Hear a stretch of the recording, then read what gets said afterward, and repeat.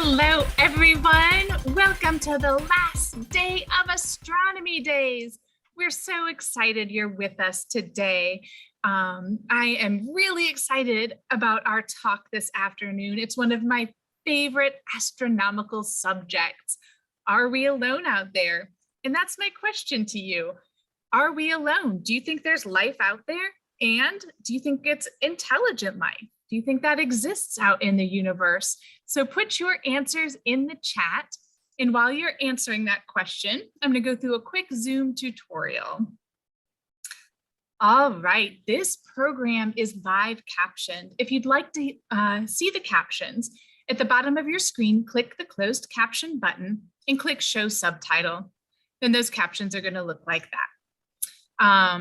If our videos are over the slide, that's no good. We want to see that unimpeded. So go up in the upper right and click view and choose side-by-side mode. Then that moves our videos over. So you have an unobscured view of the presentation. This bar over here in between the two can be moved. So you can make one bigger or the other bigger, just depends on how you like to see it. Lastly, we want to hear from you. We want you to ask your questions and make your comments. Put those in the chat box, but remember, it's important to stay on topic and also make sure you're kind and respectful to everyone. With that, I'm going to introduce our two speakers today. So Doug Lively and Mike Keefe are both with the Raleigh Astronomy Club and they're NASA JPL Solar System ambassadors. And they have been working with me on Astronomy Days for so many years. So they are just an integral part in the planning and execution of this event. So Doug and Mike, I'm so excited to hang out with you and talk about the possibility of life out there. So welcome. Thank you. Let's see what people think in the chat first. What do they say? Is there life out there? All right. Yes, but no. No, yes. Yes, life, no, intelligent. Yeah, so we got a mixture. So lots of people. Yeah. That's what Emily says. Space is so big. How can there be none? That's exactly how I feel. How can that be possible? All right. So what do y'all think? What's the right answer? We'll let you know when we find it. Exactly. And why don't you listen to our presentation and let you make your own decision at the end of it. So, all right. Well, Carrie, if you're ready for us to go ahead and get started. I'm ready. All right. Excellent. Okay. Well, we're going to start my presentation. We're going to share the screen and start my presentation right now. Just give me a moment here.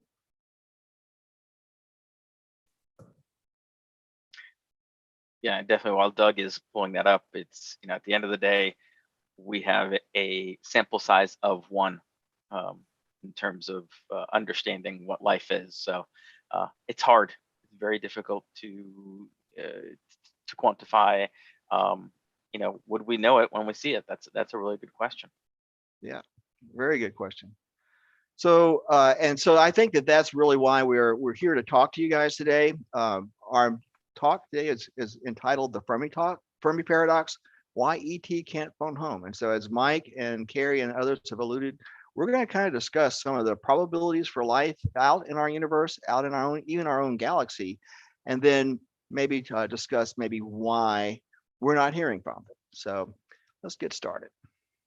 All right, so as Carrie has already mentioned, all of us are asking these questions. Are we alone in the universe? Is there really anybody out there? And if they're there, why isn't anybody returning our calls? We're out there on the line and nobody is sending us a text or an email or anything. So where are they? And if you're having these questions, you're not alone. There's a lot of people like you, including science. Now, I think science sometimes gets a bad rap. Sometimes when scientists speak about life in the universe, maybe in media or whatever, they're kind of cast as the non-believers or the people who don't want to see life. But that's actually not true. Any good scientist would really want to see if there is life out there. And and if we didn't really believe that there could be, we really wouldn't be putting up all these space probes to help us find life.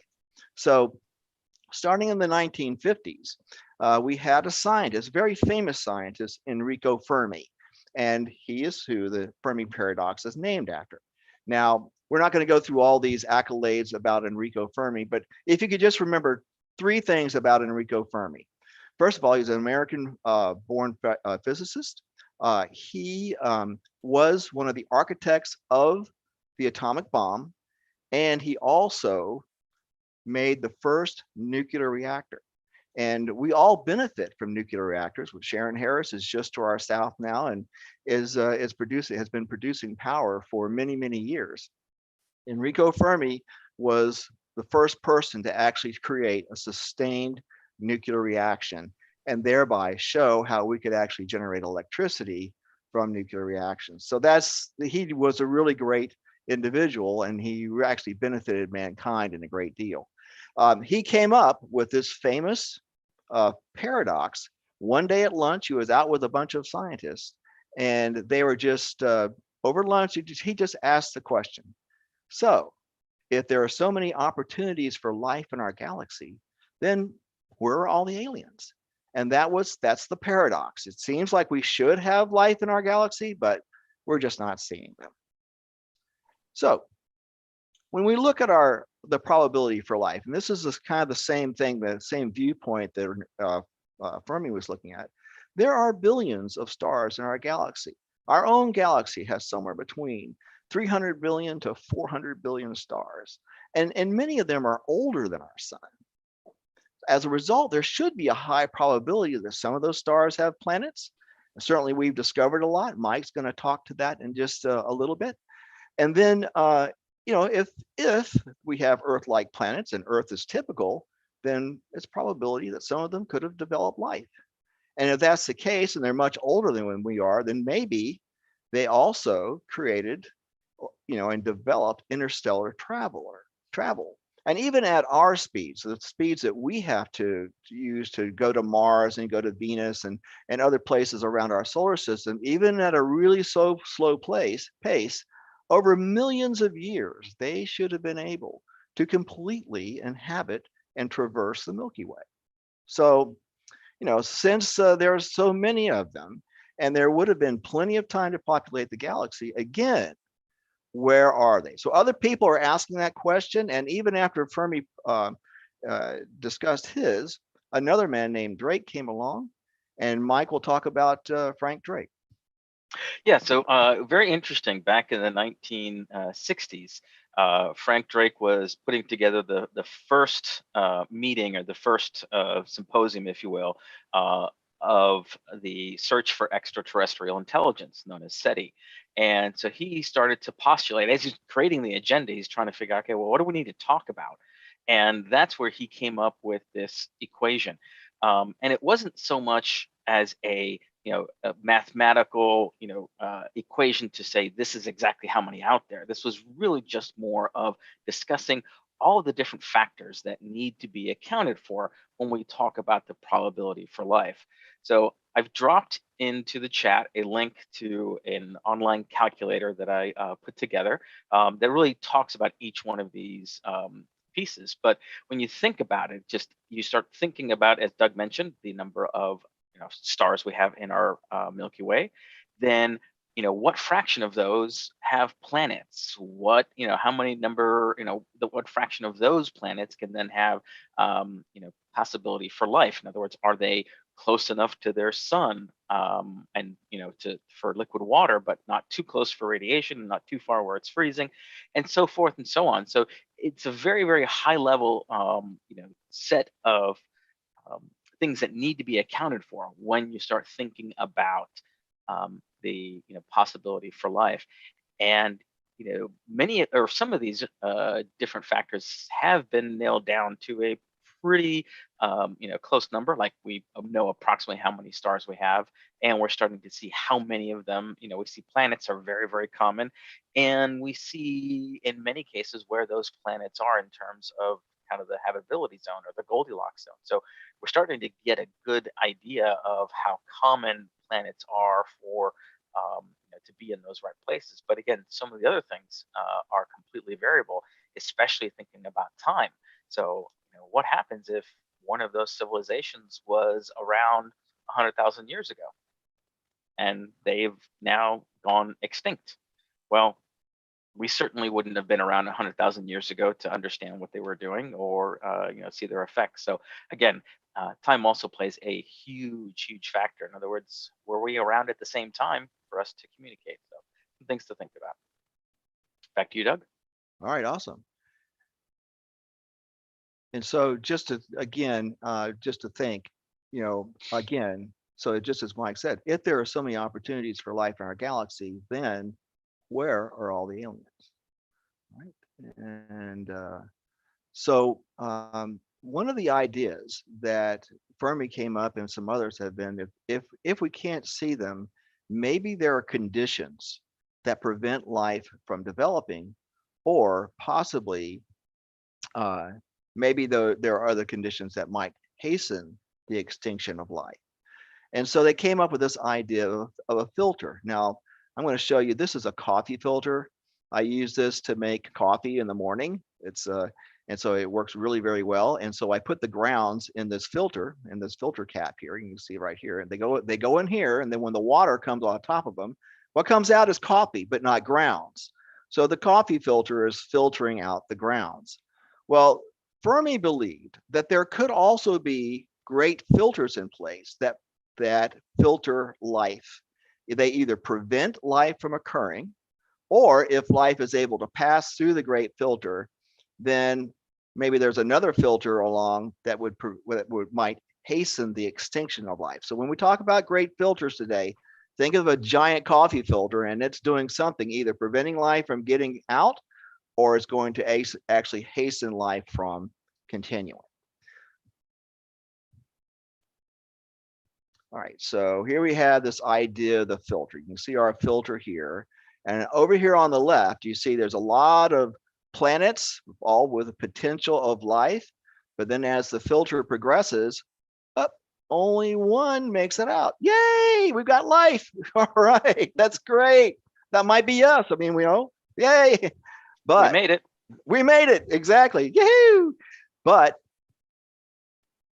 on the other side, there could be a great filter that lies ahead, a challenge to this new life form that would challenge it. If it could pass the great filter, and we're looking ahead and go, oh no, gulp, this filter could either spell the end of that society or that intelligent life, or once it passes it, that intelligent life could really flourish. And so the question is, maybe we, in our case, especially here on Earth, we have definitely passed the great filters in terms of what it takes to create life and get life on the planet. But are there filters that lie ahead that might actually extinguish life? And so we're going to talk about that right now. All right, so I want to talk a little bit about great filters that we've passed. In the early universe was very explosive. Things blew up a lot. We had a lot of star birth, and we had big, massive supergiants and stars, and they all blew up. And so that would have extinguished any life that was around. We certainly had a chance to look at our own galaxy. And over here on the left, where my cursor is, I'm showing a depiction of an artist's concept of our galaxy. Our galaxy is a spiral bar galaxy with multiple arms. And over time, we found out that along these arms is not a great place for life, because there's a lot of star birth and star death occurring along these arms. So that's not a very good place. As Mike mentioned earlier, the problem with radiation, here at the very center of our galaxy, not only do we have a lot of energy and radiation, we also have a supermassive black hole. And any kind of planet that was around there that got swallowed up by the black hole, well, that would certainly be a great filter to any life that was on that. So we've, as time has progressed, we've gotten better. And now we're beginning to look along these inside the spiral arms where life is quiet. Guess what's in between our down here off the Orion spur? Our Earth, our sun is here. So that's where we are. So if there are other planets inside these spiral arms like ours, maybe that's a good place to look for life. On the right, we have the organization of our solar system. And that's another thing that's very important to the way that life exists on planets. Now, our solar system is quite unique. Michael is going to talk about this in just a minute. But one of the unique things about our solar system is that all the rocky planets are on the inside of the solar system, and the big gas giants are on the outside of the solar system. And what this has to do, if you look on the right here, we have some comets coming in down here at the bottom, and then over here to the far right. They're coming into the solar system. And what's wonderful about these gas giants is that the gravitational effect of these gas giants actually sends comets either into the gas giants themselves, into the sun, or around the sun, where the other three rocky planets are waiting for that comet. And so Mercury and Venus serve as protectors of the Earth. And if something gets past Venus, guess what? We have the moon, and the moon actually takes it on the chin. All you have to do is look up any night when the moon is out, and you can see all those craters, and you can see where the moon has really been there as our security shield to protect the Earth from meteoric and asteroid impact. Now, if you got around, we'll talk about that a little bit later, but by and large, Earth has been largely protected from any impacts coming from outside our solar system, inside from the Kuiper belt. And so we're very lucky. Another thing is that we have the sun's corona, the outer part of sun's atmosphere actually protects Earth as well from damaging cosmic radiation. So we are really in that sweet spot. Some call it the Goldilocks zone or the habitable zone to preserve life. So that was one of the filters, I think, that we actually passed. We actually wound up in the best place that we could be for life to flourish. All right, so Mike's going to talk about some of the other star systems that we've discovered. Yeah, so interestingly enough, I looked up earlier today, and it sounds like we have got the number is 4,650 confirmed exoplanets. So that is something that NASA is studying and continuing to look at in terms of observatories and all the data. But one of the things we haven't really found is a solar system that looks like ours. So the organization, just as Doug mentioned, where all the planets are, they've seen a lot of cases where you have these big, huge gas giants. They're snuggled up nice and close to its main star. Well, guess what? We know that the gas giants form in, towards the outer edges. Imagine if Jupiter had migrated all the way in. Well, I can tell you, had it migrated in, it would have taken out all the other rocky planets. So again, there's, we're not seeing a lot of solar systems that look like ours. You could have cases where, again, so much radiation coming off of the star. You might have a really, really hot, massive star that's just pumping out energy, and there's no way life could form under that level of radiation. We might have too much water, and if you've got too much water, maybe you'll have some life, but could you really have intelligent life? Imagine if life never left the oceans. Well, I know when I'm sitting in the water and trying to look up above in the surface, I can't really see anything. Would anything living in the ocean even know that there's something above the surface? And then, of course, we can tell by looking at many of these stars how metal rich they are. In other words, metals in this discussion is anything really heavier than the helium. So when we see stars that really don't have any other metals, then the surrounding gas in which it was formed wouldn't have had enough resources to really make those complex planets, to make a rocky planet where life could survive or even arise. So again, all those other stipulations, at least what we're seeing, hard to find planets just like ours. And this is a kind of a derivation of the Fermi Paradox done by a JPL scientist. And he took the idea of the, not the Fermi Paradox, sorry, the Drake equation, and really started saying, well, you know what, let's assume in real numbers, it's like, well, we need a sun-like star. We need something that's just big enough but not too big. We need something where that sun is now in its quiet stage, so it's basically in it's no longer a very young star that's pumping out a bunch of energy, and it's not a very old star where it's now getting to the red giant phase. We talk about the correct metallicity and so forth. So he actually went through and started looking at, okay, assuming back to our sample size of 1, we have one example of where a planet where life has thrived. And if he goes off of that, when we start going off of that number of about 3 billion stars, you get down to the possibility of 1. So again, this is an example of assuming that life has to occur on a planet like Earth around a star like our sun. And this was a bit more of a scientific example. Again, we don't know what life could look like. Life could happen under other circumstances, but with our data set as the only one that we know of, here are some real numbers. All right, excellent, Mike. And so this kind of comes to the point of that maybe there is life somewhere else, and we just haven't been able to see it. And as Mike said, you could have a world that's completely submerged in water. Now, could life survive in something like that? And so I'm actually showing here on this slide. These are actually from Earth. There are other kinds of life forms living on Earth.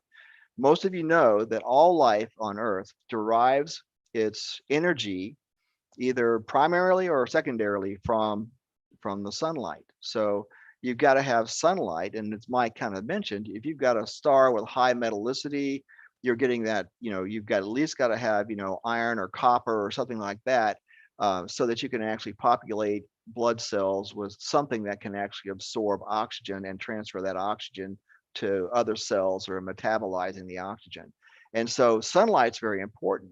But we found on our own world that there is an entire class of living things that don't even use sunlight. They never even see sunlight their entire lives. And they're actually not very far from us. These are volcanic vents that are off the eastern coast of Florida, in the out between in the Caribbean. It is a hot zone, a subductive zone for plates, tectonic plates. And we've actually discovered creatures like these on the left. These are called tube worms, and they live in under crushing pressures. No human being could live without a submersible, because the moment you actually entered this environment, you would be completely crushed. But if you were somehow able to survive, the heat that is actually generated by these volcanic vents is extremely hot. It's well over boiling temperature. Yet all of these, it's not just the example of these tube worms, but there are also crustaceans and stuff like that that are living down there, and they're actually deriving their energy from these volcanic vents. So it's called chemosynthesis. They're getting minerals and chemicals from these vents, and they thrive. This is not just one little clump. They're thriving all around these vents. So it is possible that a world that we might look at, like for instance, 3 of the Jovian moons, Callisto, Ganymede, and Europa, all have an ice, a thick shield of ice around those planets. Now that does a good thing, because that shields those planets from the radiation that's coming off of Jupiter. It also keeps their ocean under there from being irradiated. But all those creatures and everything, we could have creatures living underneath that ocean. Under here, on the left here, we have a brand new form of life that was discovered just 3 years ago. These sponges on the left are known as ET sponges, and they were discovered off the coast of Hawaii back in 2019. We had never seen this form of life before. And so it's a brand new form of life. On the right, I have an octopus. Now, there's some really amazing things when we start talking about cephalopods, especially squid and octopus. in the United Kingdom, there was an article posted just a few weeks ago that the United Kingdom has declared cephalopods, especially squid and octopus, as being intelligent, sentient beings, that they had the ability to direct their own lives, so they had the ability to think and solve problems. And so these are actually, and the thing is, in terms of brain cells, they're very close to those of humans. We have roughly about 20 billion or so brain cells in our own central nervous system, our brain. Octopus have about 1.2 billion, but their tentacles and things, or we control everything that we do. As I move my hands, things like this, are all being controlled by my brain. But with an octopus, they have an equal amount of neurons in their tentacles, which allow those tentacles to have a tendency to operate autonomously from the creature. So when you put all that together, they're very close in terms of their brain mass with respect to human beings. So it could be that you have an intelligent life form like this living in a subterranean ocean, as Mike mentioned earlier. But however, that creature wouldn't be able to look up and see the stars. You wouldn't be able in a water world to create chemical reactions that would propel a rocket out of the past the ice and into space. So those are filters that are preventing those life forms from actually communicating with us. So we could have life forms, they just might not have the ability to communicate. Now, Mike will talk about a few others. Yep. So speaking of life forms that wouldn't be able to communicate with extraterrestrials, we've been, quote unquote, an advanced civilization for many thousands of years. We've done some amazing things, built the pyramids of Egypt, etc. And even by those standards, these would not be advanced communicating civilizations. So it's possible that many of these other civilizations, if there are any on other worlds, just haven't gotten there, or never get there. There's no signal coming off. There's no major amounts of pollution that would enable us to see, oh, look, we have these sorts of complex hydrocarbons in their atmosphere, if again they're not industrialized. So that could be, again, another major filter that keeps folks from keeps other civilizations from communicating. All right, and so we've talked about some of the great filters that are in place now that have preventing life from communicating. But life did actually form on those planets and even on ours. So now Mike's going to talk about some great filters that lie ahead, things that we should be concerned about, not only with other planets, but also for ourselves. Mike? Yeah, it is scary. What happens if the great filters are in front of us? Is it the nature of advanced civilizations to destroy themselves? I mean, we even have to look back. Enrico Fermi, helped develop the atomic bomb, a great technology that has enabled us to harness the power of the atom to help, power our lives. But again, it's also, a major weapon. So, does that happen to all major intelligent civilizations? So again, a big filter in front of us. And we only have to look at things going on today. So what happens if nature finds a way, to quote another movie? Look at some of our statistics of global pandemics that have happened to us in the past. The Spanish flu in 1918, H1N1, Ebola. Those numbers down below are the approximate number of deaths that happened during each of those pandemics. And then, of course, what we're in today. We are in a global pandemic from COVID. What we have here on the screen are the number of deaths and infections starting in January 2020 down to 2021. And as of 2022, that's almost 5.5 million people have died from COVID and almost 230 million infections. So again, that's just the next pandemic? What happens after we get past COVID? What's the next one after that? So, again, does nature find a way to kind of, thin out the herds, so to speak? That could be a major filter that all civilizations and all life has to go through. All right. Very good, Mike. And so the other thing too is that we also have challenges ahead now that we've actually grown and that we've kind of filled the earth with people. There are things that we have to concern ourselves with: extinction from other natural events. So it's not just the idea of viruses, but we also have, of late, you up in these panes here on the left and the right, we have, of course, these the California wildfires. As we know that over the, really beginning a good 20 years ago, we have had about 20 years worth of data of how these wildfires have continually grown hotter, they've grown larger, and they're more uncontrollable. Used to, there was a fire season in California and in the West, and now, even in the dead of winter, we're fighting wildfires in the West. So we definitely have some issues with global warming.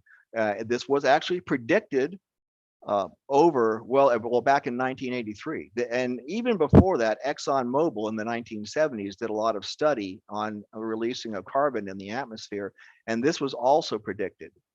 Now, in the center screen, as you can see that animation, this is the recent volcanic eruption of the Tongan volcano. Now, this was a relatively small volcano itself, but the eruption was incredible.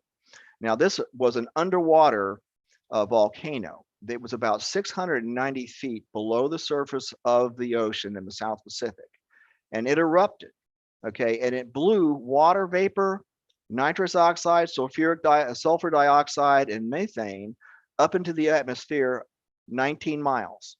So it's an incredibly powerful explosion, not to mention the ash and everything that went over the island of Tonga, clogging and poisoning rivers and such. Now, so can I ask for clarification, Doug? Because this is a really cool image. So this is taken from a weather satellite. So this is on the water. This is what's happening on the above water, right? Exactly. We're seeing the explosion ocean surface. The ocean surface, and then basically there's a weather satellite, GOES 17, that was actually looking down at the time, and we can actually see that eruption again. It's incredible watching that happen. Well, this was so powerful, Carrie. The explosion was so powerful that it was 4 times more powerful than the most powerful atomic bomb, or really a hydrogen bomb, that the Russians actually themselves touched off many years ago. So it was more powerful than that. And the shock wave, the atmospheric shock wave, actually went over the entire Earth.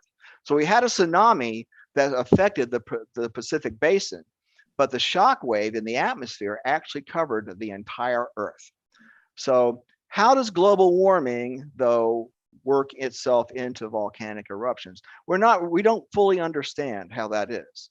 We do know that we're seeing increased volcanic activity on the Earth. And one of the issues that we have is with glacial melt. Our Earth is kind of squatty, okay?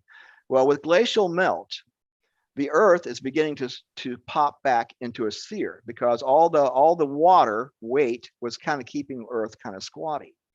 The idea, and again, this needs further study, but the idea could be that as this glacial melt is coming off of the glaciers at the poles, not only does it contribute to sea rise, it also contributes to the change in the Earth's surface, which causes more tectonic activity, which can cause more volcanic activity. Again, this is something that more study is needed, but you can see how global warming could play a factor in something like this. So it's very important that we understand that this is a great filter that we need to deal with. So we're going to spend a little time talking about global warming here. Over in the left screen of the screen where my cursor is at, this is a derecho. And a derecho, in a simple term, is like a tornado turned over on its side. So it occurs over a much larger area, and the winds are cyclonic, but like this. Just to the center, we have the Iowa corn crop. This was actually this derecho occurred in the June of 2020. This was a picture of just one of the silos in Iowa after that derecho left. It only took about 3 hours, but this one storm actually decimated actually 10%. That's what decimation is. 10% and destroyed 10% of the Iowan corn crop that year, just in 3 hours. Now, can you imagine what would have happened had there been derechos all over the state at that time? It would have completely wiped out the corn crop in Iowa. On the right here, again, this is from 2020. In 2020, we actually went through all the Greek letters and had to actually start numbering hurricanes that year. On the lower left is a scene near and dear to my heart. How do you guys like that nice looking placid canal there? That's really nice. How could that be an object of global warming? Well, that's not a canal, that's I-40. And this is in 2018 when Hurricane Florence came through. Now, this was a dear to me because my daughter was being married on the day that Hurricane Florence came through. And I was outside of my house an hour before the wedding trying to dig a trench so I could drain water off of my front yard. Well, that my woes were really light in comparison to what it did to Eastern North Carolina. A lot of homes were destroyed. And the thing about Hurricane Florence that should have given us all a wake-up call was Hurricane Florence was immediately downgraded to a tropical storm once it came ashore, but then it stalled. It stalled in North Carolina, and many of you remember, it was only moving roughly about less than a mile an hour. And so it just stayed in North Carolina, dumping tons and tons of rain. And it really destroyed a lot of places. And it literally turned I-40 in Eastern I-40 into a canal. And you could only get by boat to some of these places. So these are things that are really happening now. I mentioned glacial melt in the right-hand corner. This is a large sheet of ice that broke off. It recently melted this year, finally, but it was threatening. This glacier was so large that it was actually threatening an island. And had it run into the island, it just would have sheared the island off, you know. And fortunately, it melted before that. It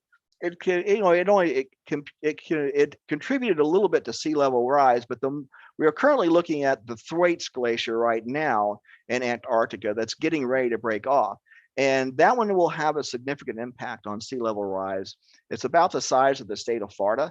And so when it breaks off and floats out into the South Pacific and everything, or Indian Ocean, that it will actually contribute quite a bit to sea level rise. And that's really something we need to take into heart.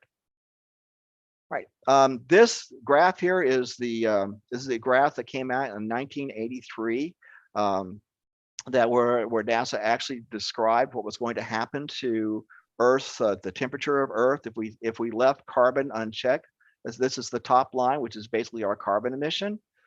Okay, so now a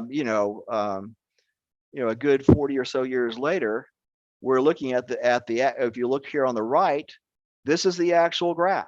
So we're actually almost at where this graph described where our global warming would be. Now, the lower graph that you see here in yellow is the solar radiance graph. So a lot of people say, oh, well, it's the sun that's driving global warming. Well, NASA has shown with this graph that no, solar radiance has actually gone down. It's the emission of carbon that's actually contributing to global warming. Now, if you got a chance to listen to my Venus talk, if not, you can always go out there and look at the slides. They're actually online now. I talk about how carbon actually works in our atmosphere to generate global warming and some other really nasty things like sulfuric acid rain, which is another real problem that we need to face. So this is a filter. Now, first of all, technologically, it's in our wheelhouse to fix this problem. But the question is, will we do it? And that's really, it's not can we do it, is that will we do it? And will we do it in time before our greenhouse effect actually switches from making water rain into making sulfuric acid rain? So that's the real challenge and the real filter that we have to pass. All right, Mike, we'll let Mike talk about some other extinction events. Exactly. So not just necessarily coming from our own planet, but from outer space. And so what we're showing here is the comet Shoemaker-Levy 9. So this comet had gotten pretty close to Jupiter back in 1992, and it broke apart in about 27 different pieces. Um, Went around, continued to follow its orbit, but it was then kind of stuck in an orbit. And in July of 1994 is when it came back, and each of those individual pieces wound up hitting Jupiter. No one was thinking it would be an event. I mean, it's Jupiter, it's huge, and Jupiter is mainly gaseous.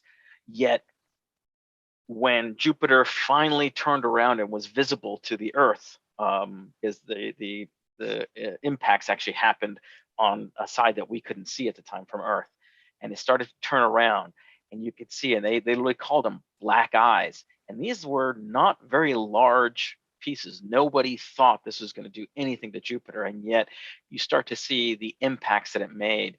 Each one of these dots, kind of on the very far left hand, far right hand view, all those different items where we're highlighting, they're all bigger than the entire planet Earth. So if that had hit Earth, I mean, it's game over, absolutely. So these things are out there, and perfect example of what could happen to that. And we don't even have to look farther than our own Earth to see. And we've discovered evidence of the impact that killed off the dinosaurs 65 million years ago, called the Chicxulub crater. And this was a asteroid about a mile in diameter, if I remember correctly, and it caused tremendous damage. But basically, this was the last major impact. And from what we're able to discern through looking through the geologic history as well as other evidence, these sorts of things happen every 27 million to 30 million years. We're overdue.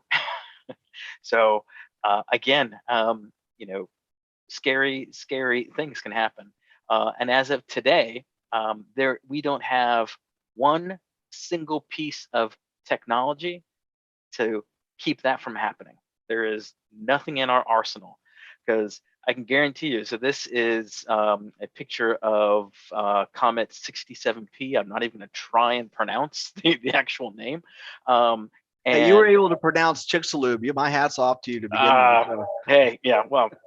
So, and if anyone's maybe not familiar, this was very interesting. The European Space Agency sent a lander to this particular comet, and orbited it and sent a lander. Unfortunately, it didn't all work perfectly, but it was called Philae was the lander that came there. But this is an actual representation of by size compared to one of our cities.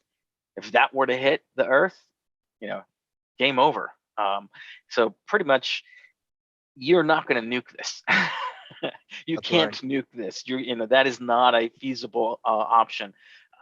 So if something like this was hurtling towards Earth and we had just a few weeks or months notice, there's nothing we could do. If we had years or decades, maybe there are theories out there about how to deflect some of these things. But again, everything's a theory. We don't have a single deployable piece of technology to help us. Excellent. All right. And some other filters, Mike? Yes. So I gotta love this one. Extinction or subjugation from our evil robotic overlords. And that makes for great sci-fi. But the reality is, this is real life stuff happening on right now. I believe there is a discussion going on at the UN today, or now, about whether or not you can deploy certain technologies in drones that can identify people. And again, go after individuals. So, public enemy number one, program some drones out there. So when they see, that person or, that, foreign dictator or whatever, the drone attacks. So, I mean, this isn't even, future technology. We have the technology now. And, again, making it smarter and smarter. So it's quite possible that there might be, that we kind of build the robots that eventually take us over. And with that, we could also, this is future tech, obviously. Those of you guys who are Matrix fans out there, this is the fields, the harvesting fields that the future tech uses. If we do reach a point where AI actually takes over the human race, we certainly wouldn't want something like that to happen, where they're basically harvesting human beings to turn them into king-size batteries. So, but it is something to think about. I mean, Elon Musk has certainly slated AI as one of the scariest technologies that we have. And as Mike said, in reality, what we are facing today is the real production of artificially intelligent robots and drones that can go out autonomously, hunt human beings down and kill them. So we actually do want to make sure that we control technology like that and not let it get out of hand. But there's some other what ifs that we need to think about besides the great filters. So what if there's something out there that we really shouldn't discover? And I've got some key ones over here. This is on the left here. This is the planet killer from the first Star Trek. And then the second one where we had, this is the Borg. What if there are alien societies or alien beings that have developed machines that do nothing but gobble up planets? Maybe there's something that we shouldn't discover. Maybe it's better just dig a hole and crawl in it, because there could be some really horrible stuff out there. But the other thing I want you to think about is that what if, despite all the probability that we've talked about with life being in the solar system and in the galaxy, what if we're the first that's actually been able to begin harnessing our resources to develop locomotion and flight? What if we're actually the first beings to actually develop intimacy and caring? Those are factors that really go into whether or not a species can actually survive, is how you can actually care for one another. The development of vaccines that actually save lives, the ability to, in the lower right-hand corner, to step off our planet and step onto the surface of another. And so far to date, we still only have a handful of people who have actually stepped on the moon. So just think about that. The other thing I want you to think about is this little pale blue dot right here in the center of our screen. I have it circled in red, and I'm circling it right now with our cursor. Now, in the early 1970s, we launched a Voyager spacecraft, and the Voyager spacecraft were sent outside of our solar system. And they first did a survey of our solar system, and then they're out trying to discover exactly how large is this solar system that we have, and what else is out there. And February 14th, 1990, when Voyager 1 was about 3.7 billion miles away, had just passed the planet Pluto, at that time a planet, now a dwarf planet. Carl Sagan, one of the great astrophysicists and cosmologists of our time, commanded the spacecraft to turn around and look back towards Earth. And what they saw, kind of suspended in this little beam of sunlight here, is this one little image. And that one little image is only 1 pixel wide.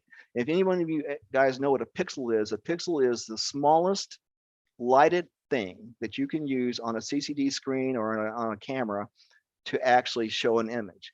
And that one little pixel was our Earth. So I want you to look at that again. Look again at that dot, because that's here. That's home. That's us. On it is everyone you love, everyone you know, everyone you've ever heard of, every human being who ever was lived out their lives. The aggregate of our joy and all our suffering, the thousands of confident religions and ideologies and economic doctrines, every hunter, every forager, every hero and every coward, every creator and destroyer of civilization, every king and peasant, and every young couple in love, every mother and father and hopeful child, every inventor and explorer, and every teacher of morals, and every corrupt politician, every superstar, every supreme leader, every saint, and every sinner in our history of our species live there on that remote spot of dust suspended on a sunbeam.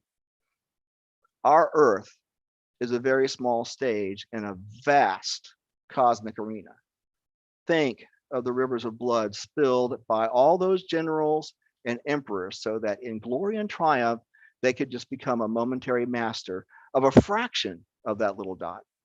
Think of all the endless cruelties visited by inhabitants on every corner of this pixel, on the scarcely distinguishable inhabitants of some other corner of that pixel. How frequent their misunderstandings are, how eager they are to kill one another, and how fervent are their hatreds.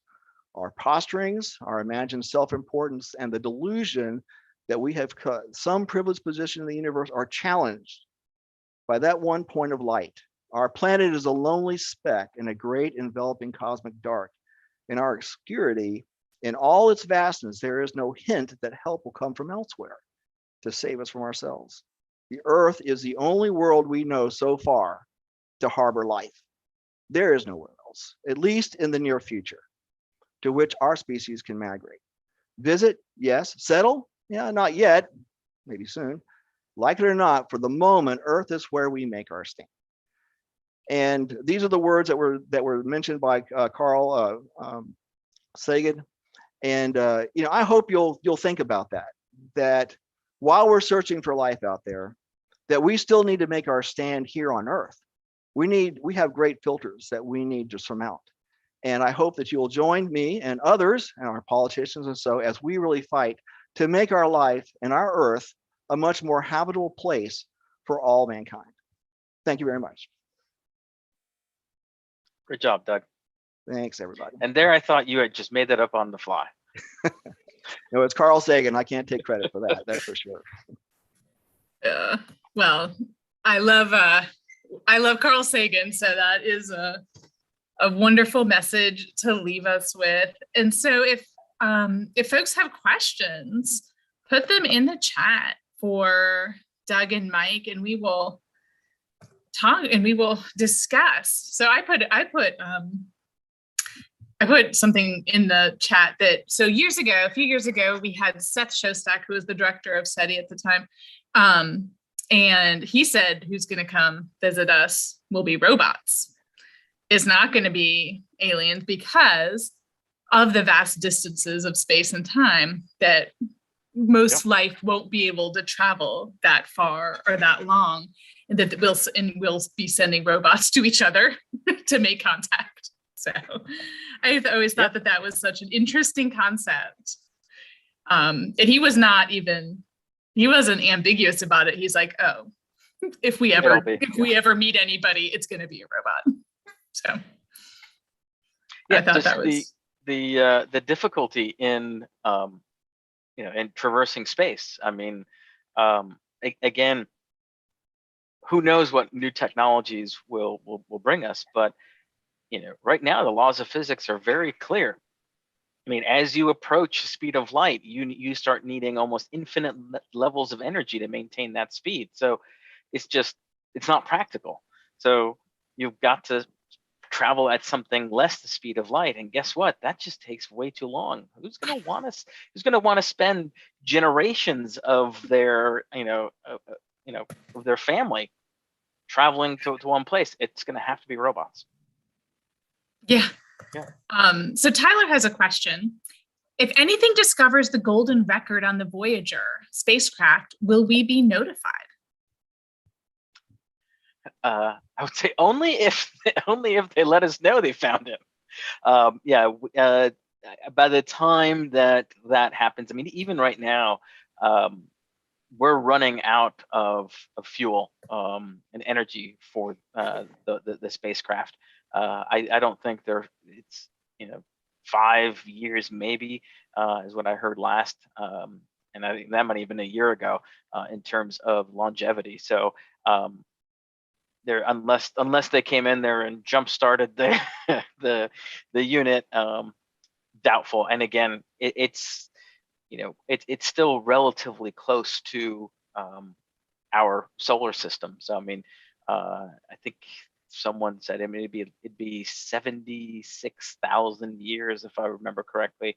Could have been 76 million for all I know, but 76,000 years until it actually does a close flyby of the next, so basically the next star. So yeah, and then again, we have nothing to tell us that they found it until they come and tell us they found it. Yeah. Well, and what fuel is on the Voyagers? So right now, go ahead. Go ahead. No, go ahead, Doug. So they would have probably used hydrazine at the time, but the thing is that really the spacecraft is flying under its own inertia. In space is nearly frictionless. So once it basically got its initial boost, they used the gyroscopes in the spacecraft to steer it around planets and use the gravitational assist coming off those planets to speed up and to speed it along its way. Currently, though, we do have a radioisotope in the craft itself that's actually powering all the instruments and still powers communication.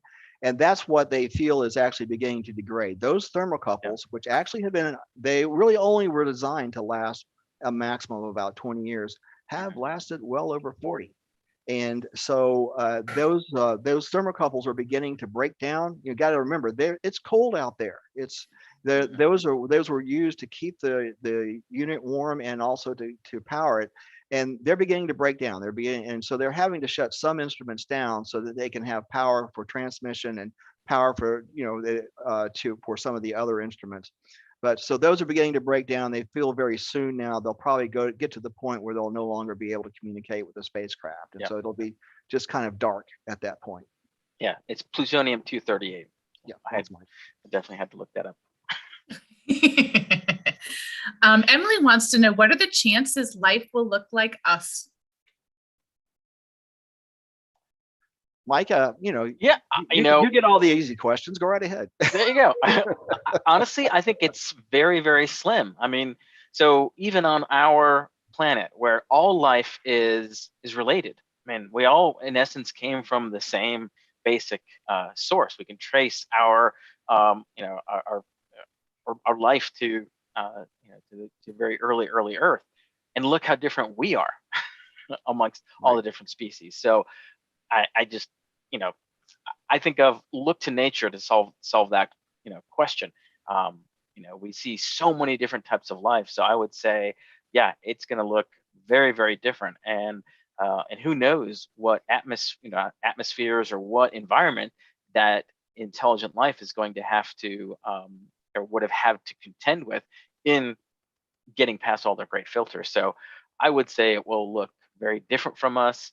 I would say that it's, we're not going to have evolved from the same sorts of gravities. Maybe it's a much heavier gravitational field in that planet, or much lighter. So yeah, I would say incredibly different.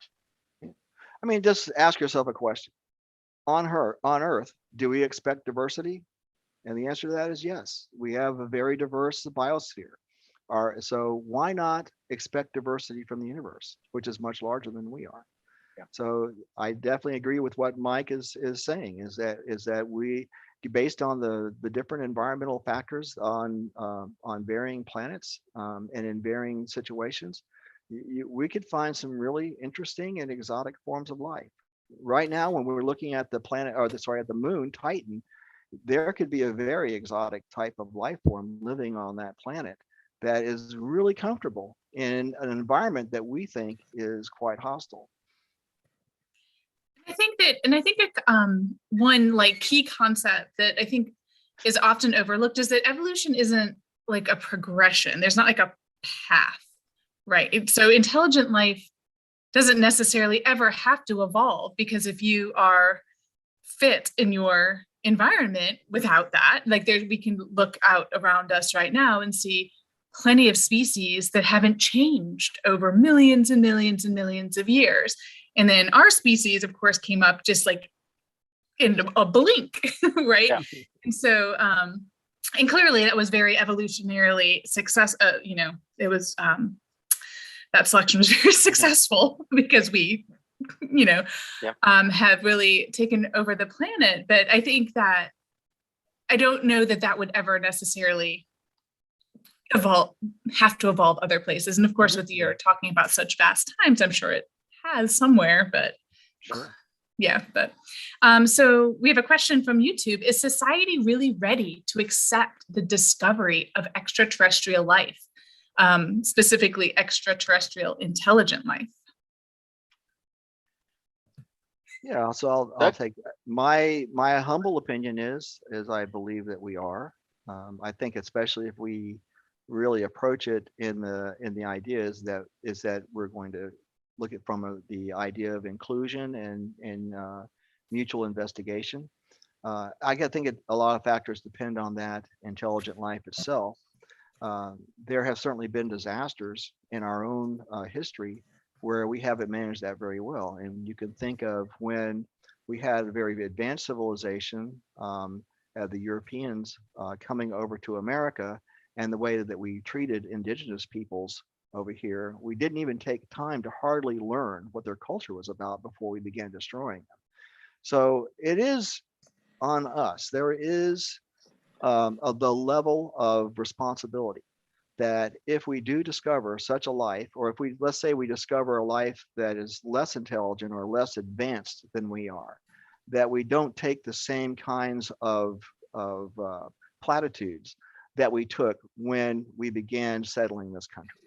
And so even from the standpoint of diseases, when we brought cholera and smallpox and other diseases over to this country, we wiped out entire civilizations that we learned nothing about, and we lost their cultures because of our own ignorance with respect to epidemiology and stuff like that. So let's think about that, and so the responsibility is not only incumbent on us, but hopefully a more advanced civilization would understand those things and would treat us in a similar vein, in the sense that we'd be more sensitive and try to actually preserve our culture before just trying to exploit it. But we certainly have that risk. The risk of exploitation was not only in our own history, it could be in a future history. Yep. Thank Yeah. you so much. Well, as Miranda has pointed out to me, we have gone over time. I didn't notice. I'm so sorry. Mike, yeah, we had a question about Mike's famous shuttle. Every program he does, somebody notices that and asks about 3 it. hours. Yeah, so it took him 3 hours to build. And it's really cool, and it has a Hubble that fits in it. So maybe Mike will come to Lego Show and Tell tonight and can show us. But I do want y'all to be able to get to the next program. So thank you so much. Thanks, everybody. Both of you. Thanks, for everybody. Such a wonderful talk and conversation, and such and as Sarah said in the chat, such profound thoughts to leave us with.